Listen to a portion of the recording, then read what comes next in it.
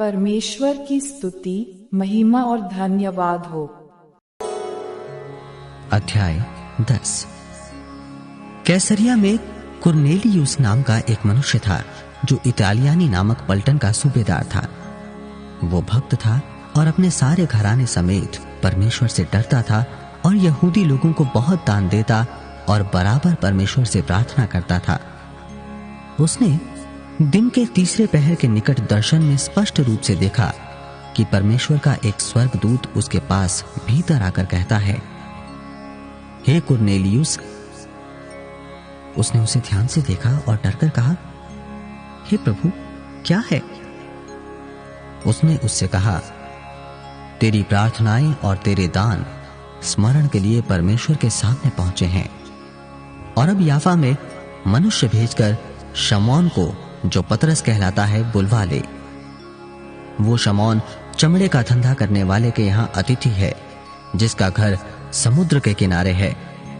जब वो स्वर्गदूत जिसने उससे बातें की थीं चला गया, तो उसने 2 सेवक और जो उसके पास उपस्थित रहा करते थे उनमें से एक भक्त सिपाही को बुलाया और उन्हें सब बातें बताकर याफा को भेजा।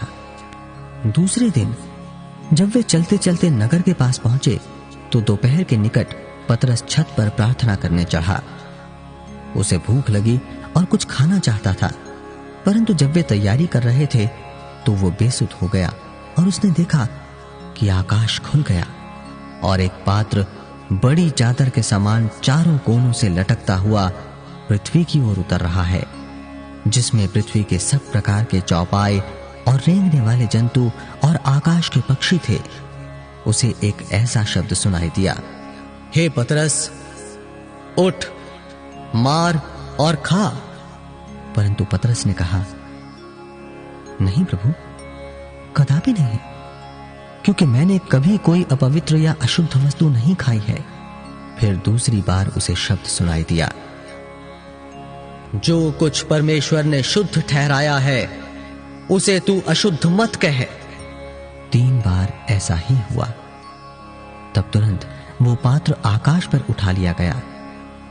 जब पतरस अपने मन में दुविधा में था कि ये दर्शन जो मैंने देखा वो क्या हो सकता है, तो देखो, वे मनुष्य जिन्हें कुरनेलियुस ने भेजा था, शमौन के घर का पता लगाकर द्वार पर आ खड़े हुए और पुकार कर पूछने लगे, क्या शमौन जो पतरस कहलाता है यहीं अतिथि है?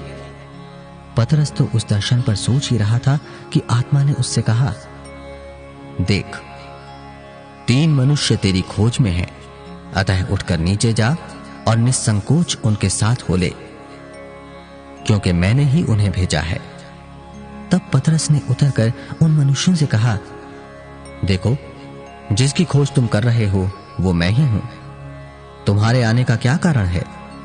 उन्होंने कहा, कुरनेलियुस सूबेदार, जो धर्मी और परमेश्वर से डरने वाला और सारी यहूदी जाति में सुनाम मनुष्य है, उसने एक पवित्र स्वर्गदूत से ये निर्देश पाया है कि तुझे अपने घर बुलाकर तुझसे वचन सुने।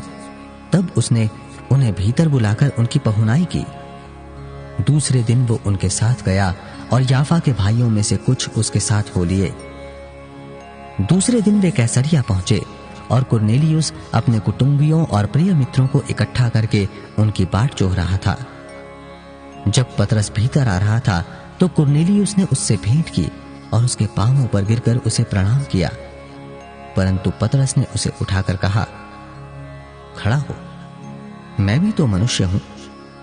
और उसके साथ बातचीत करता हुआ भीतर गया और बहुत से लोगों को इकट्ठे देखकर उनसे कहा, तुम जानते हो कि अन्य जाति की संगत करना या उसके यहां जाना यहूदी के लिए अधर्म है, परंतु परमेश्वर ने मुझे बताया है कि किसी मनुष्य को अपवित्र या अशुद्ध न कहूं।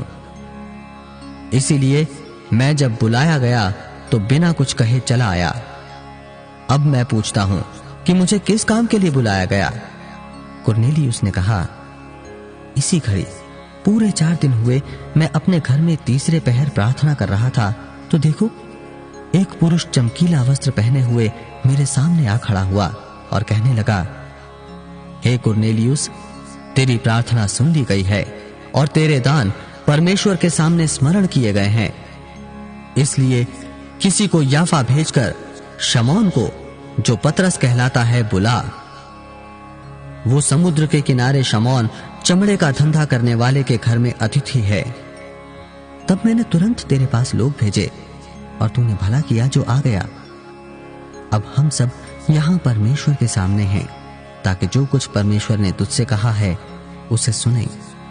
तब पतरस ने कहा, अब मुझे निश्चय हुआ कि परमेश्वर किसी का पक्ष नहीं करता, वरन हर जाति में जो उससे डरता और धर्म के काम करता है वो उसे भाता है। जो वचन उसने इस्राएलियों के पास भेजा जब उसने यीशु मसीह के द्वारा, जो सबका प्रभु है, शांति का सुसमाचार सुनाया, वो वचन तुम जानते हो, जो यूहन्ना के बपतिस्मा के प्रचार के बाद गलील से आरंभ होकर सारी यहूदिया में फैल गया। परमेश्वर ने किस रीति से यीशु नासरी को पवित्र आत्मा और सामर्थ्य से अभिषेक किया।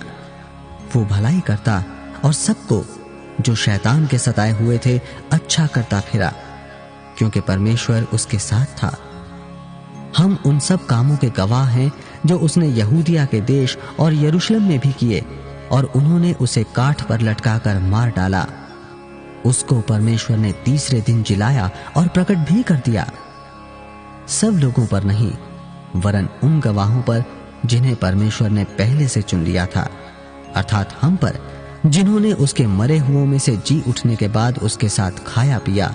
और उसने हमें आज्ञा दी कि लोगों में प्रचार करो और गवाही दो कि यह वही है जिसे परमेश्वर ने जीवितों और मरे हुओं का न्यायी ठहराया है। उसकी सब भविष्यद्वक्ता गवाही देते हैं कि जो कोई उस पर विश्वास करेगा उसको उसके नाम के द्वारा पापों की क्षमा मिलेगी। पतरस ये बातें कह ही रहा था कि पवित्र आत्मा वचन के सब सुनने वालों पर उतर आया, और जितने खतना किए हुए विश्वासी पतरस के साथ आए थे वे सब चकित हुए कि अन्य जातियों पर भी पवित्र आत्मा का दान उड़ेला गया है, क्योंकि उन्होंने उन्हें भांति भांति की भाषा बोलते और परमेश्वर की बड़ाई करते सुना। इस पर पतरस ने कहा, क्या कोई जल की रोक कर सकता है कि ये बपतिस्मा ना पाएं जिन्होंने हमारे समान पवित्र आत्मा पाया है? और उसने आज्ञा दी कि उन्हें यीशु मसीह के नाम में बपतिस्मा दिया जाए। तब उन्होंने उससे विनती की कि वो कुछ दिन और उनके साथ रहे।